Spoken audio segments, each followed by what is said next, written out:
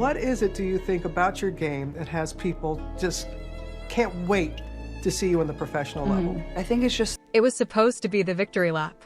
It was supposed to be the moment the WNBA finally stepped out of the shadows and claimed its throne as a major professional sports league.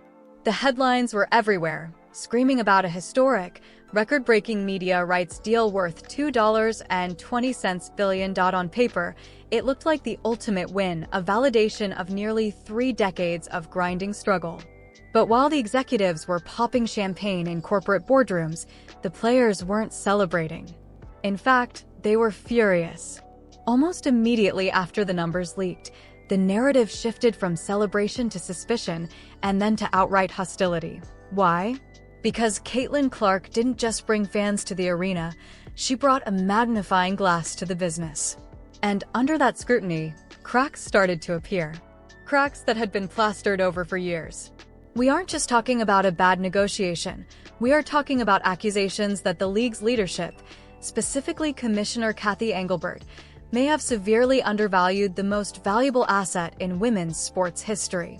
From a disastrous interview that alienated the entire player base to a revolt by the players' union that threatens to shut the league down, the WNBA is currently sitting on a powder keg. The money is there. The fans are there. But the trust is gone. And if you look closely at the details of this historic deal, you realize that the WNBA might have just sold its future for pennies on the dollar.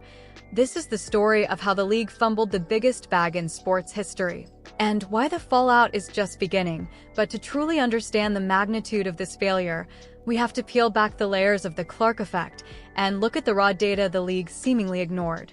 To understand the anger, you have to look past the $2 billion headline. That number is designed to look massive, but when you break it down, the math starts to look a lot less impressive. That total sum is spread out over 11 years.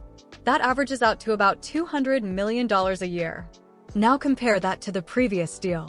Yes, it's a jump, roughly 3 times what they were making before.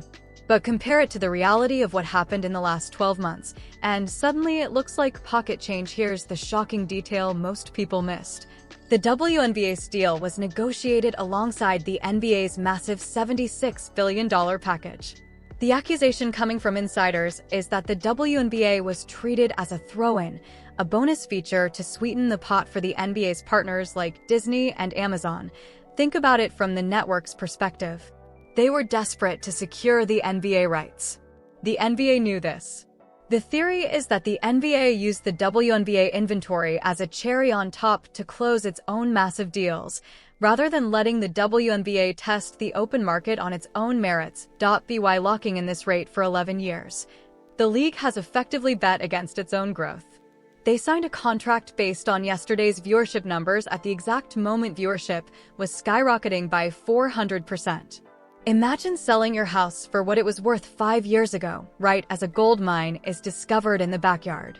That is effectively what the commissioner just did.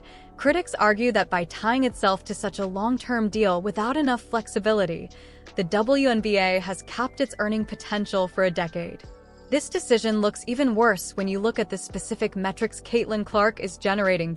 We're talking about viewership numbers that don't just rival the NBA. In some regular season slots, they were beating it. Indiana Fever games were pulling in millions of viewers on random Tuesday nights. This isn't incremental growth, which is what the league projected. This is a paradigm shift. The WNBA is no longer a charity case or a niche interest. It is a primetime powerhouse, yet the league is being paid like a niche product. This massive valuation gap is the first domino in the chaos we're seeing now. Inside locker rooms, the feeling is that the league's leadership lacks the ambition to match the talent on the floor. Players see a commissioner managing a decline rather than capitalizing on a boom, and that fundamental disagreement is tearing the league apart from the inside. But money is only half the problem. While financial numbers were quietly brewing resentment, Commissioner Cathy Engelbert made a mistake that turned a business dispute into a personal one. It happened during a CNBC interview, a moment that was supposed to showcase the league's growth, but instead exposed a deep disconnect between leadership and the athletes. The context here is vital. For months, the league had been plagued by a dark, toxic cloud of online discourse.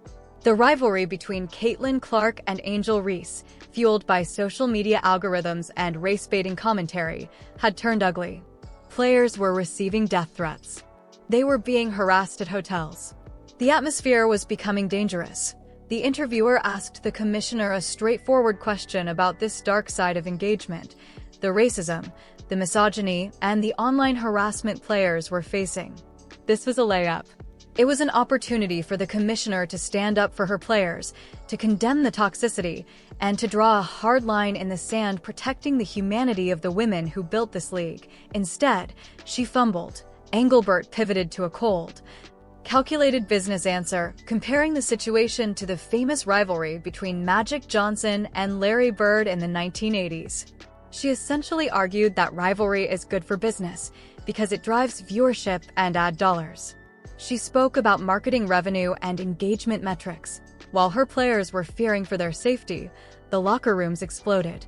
The reaction wasn't just disappointment, it was rage. Players felt the commissioner was looking at them as products, not people. She appeared willing to tolerate abuse and toxicity as long as it kept ratings high and sponsors happy. The response was swift and brutal. The WNBA, led by Executive Director Terry Jackson, released a scorching statement. They didn't mince words. They accused the commissioner of failing to lead, failing to protect the players, and failing to understand the difference between healthy competition and toxic abuse. This wasn't just a PR gaffe. It was a leadership crisis. It signaled to every player in the league that, when push comes to shove, leadership cares more about storylines and ad revenue than the safety and mental health of the women on the court.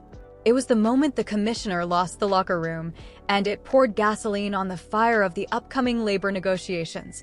The tension between the league office and the players is further fueled by the absurdity of the current pay structure. Let's talk about the Clark economy. Since Caitlin Clark was drafted, the Indiana Fever have led the league in attendance. Ticket prices on the secondary market jumped by more than 300%. Games that once aired on obscure channels are now primetime events. The revenue flowing into the league's ecosystem is undeniable. And yet, because of the current collective bargaining agreement, Caitlin Clark's base